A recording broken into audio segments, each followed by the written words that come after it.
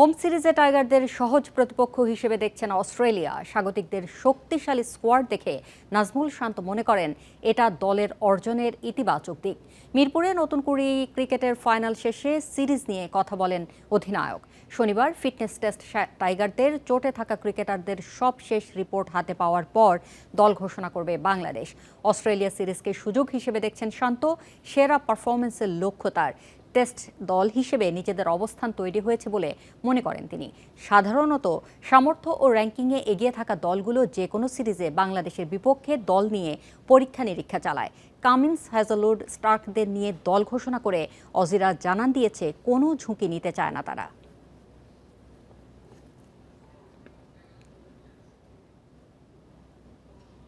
বাংলাদেশ ক্রিকেটে এরকম এর আগে আমি কখনো দেখি নাই।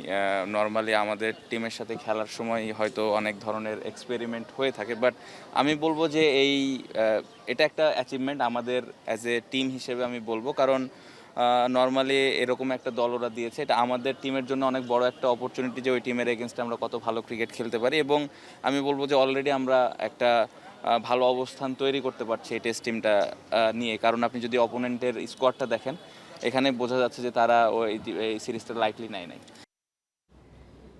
জিম্বাবুয়ে সিরিজে আরও ভালোভাবে ওয়ার্কলোড ম্যানেজ করা যেত। নাহিদ রানা লিটনের অস্ট্রেলিয়া সিরিজের জন্য পড়তে হতো না শঙ্কায়, মনে করেন সাবেক অধিনায়ক ও বোর্ড পরিচালক খালেদ মাহমুদ সুজন। বলছেন, জিম্বাবুয়ে সফরে হতাশ করলেও অস্ট্রেলিয়া সিরিজে লড়াই করবে বাংলাদেশ। আবারও দৃশ্যপটে সাবেক অধিনায়ক, জাতীয় দলের সাবেক কোচ খালেদ মাহমুদ সুজন প্রভাবশালী বোর্ড পরিচালক ছিলেন এক সময়। বলেছিলেন, অবদান রাখার মতো কিছু করার সুযোগ না পেলে বোর্ডে আর ফিরবেন না।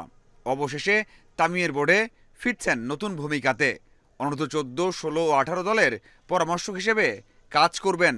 বিসিবি আমাকে হয়তো এখানে বেটার মনে করেছে যে এজ গ্রুপের অথবা কনসালটেন্ট হিসাবে আমি হয়তোবা বিসিবি ভালো ফিডব্যাক দিতে পারবো, সেটার জন্য হয়তো তারা একটা চিন্তা করেছে। বাট যেখানে আছি ঠিক আছে, বাট যদি কোচিংয়ে আসতে পারতাম ভালো লাগতো হয়তো, বাট নাথিং লেস আমার জন্য ডেভেলপমেন্ট বা এজ গ্রুপও ইম্পর্টেন্ট, কারণ এখানে বাংলাদেশের মেইন পাইপলাইন আসলে। জিম্বাবুয়ের মতো একটা সফরে রানা, তাসকিন, মুস্তাফিজ, শরীফুল সবাইকেই খেলতে হয়েছে। ইনজুরিতে অস্ট্রেলিয়া সফর মিসের শঙ্কায় রয়েছেন রানা ও লিটন। সুজন মনে করেন আরও ভালোভাবে ওয়ার্কলোড ম্যানেজ করা যেত। আলটিমেটলি তো পরে তো মুস্তাফিজ, নাহিদ এরা তো সবাই ইনজুরি হয়ে গেছিলো, বাট হ্যাঁ ওয়ার্কলোড ম্যানেজমেন্টটা করা যেত জিম্বাবুয়ের ক্ষেত্রে। বিশেষ করে আমি মনে করি যে ওয়ান ডেতে আমরা একটু করতে পারতাম, টি20তেও আমরা করতে পারতাম। তো আমার মধ্যে টেস্ট বোলিংয়ের সেটআপ তো আমাদের ডিফারেন্ট আছেই, বাট আমার মনে হয় যে ওয়ান ডে টি20 সামনে যেহেতু ওয়ার্ল্ড কাপ আছে, এখন থেকে আমাদের এই প্ল্যানিংগুলো ওয়ার্কলোড ম্যানেজ করাটা খুব ইম্পর্টেন্ট আসলে। জিম্বাবুয়ের বিপক্ষে 2.5 দিনে টেস্ট হারতে হয়েছে, তাও আবার ইনিংস ব্যবধানে। অস্ট্রেলিয়ার বিপক্ষে বড় কিছুর আশা করা স্বপ্নের মতো। তারপরেও লড়াই করার সেই স্বপ্নই দেখতে চান সুজন। যদিও ম্যাকে বা ডারউইনে দুইটাই ভেন্যু যে অস্ট্রেলিয়া এত বেশি খেলে না, ওদের জন্য জিনিসটা নতুন। তো আমার মনে তারপরেও অস্ট্রেলিয়া যেই স্কোয়াড দিয়েছে ভালো স্কোয়াড, এই চ্যালেঞ্জটাই তো মজার। আমার কথাটা যে আমাদের টিম তো এখন ভালো খেলছে, তো আমাদের জন্য একটা ভালো সুযোগ ভালো খেলার।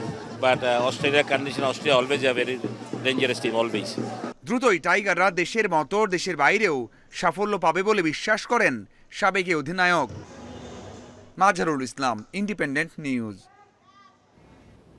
দুর্বলতা কাটিয়ে ফেডারেশনগুলোর নতুন অ্যাডহক কমিটি ক্রীড়াঙ্গনকে এগিয়ে নেবে বিশ্বাস জাতীয় ক্রীড়া পরিষদের পরিচালক জাহিদ পারভেজ চৌধুরীর।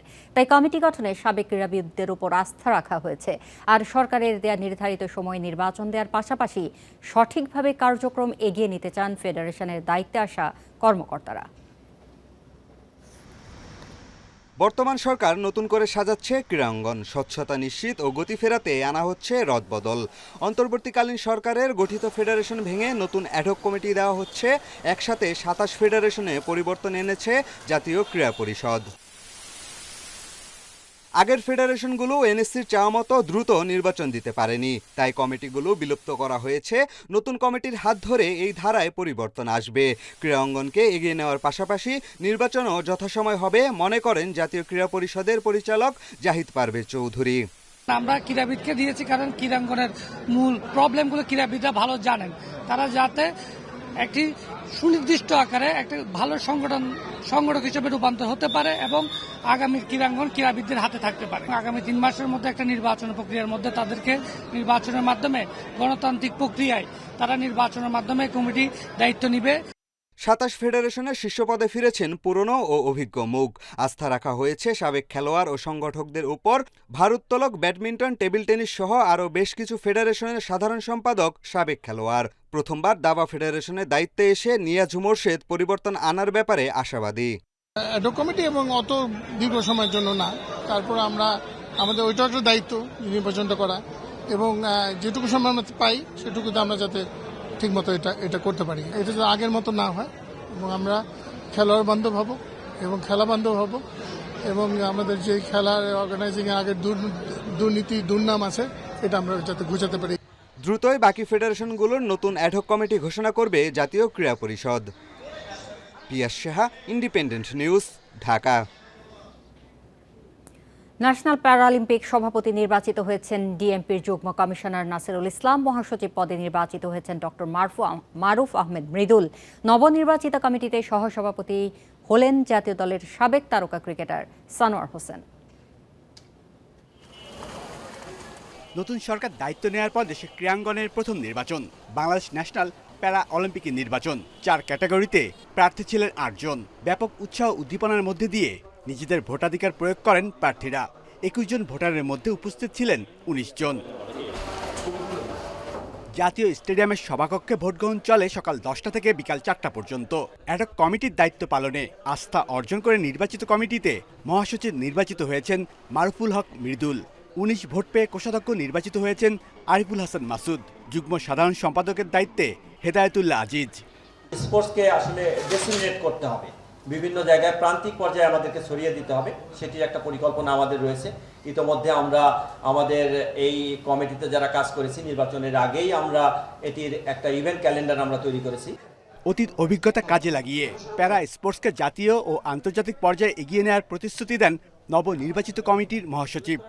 3টা গোল্ড 2টা ব্রোঞ্জ আমরা নিয়ে আসছি। কোনটা? এশিয়ান ইউথ প্যারা গেমসে। যেমন আমরা সামনে যাব হচ্ছিল গিয়ে আমাদের এশিয়ান প্যারা গেমসে যাব।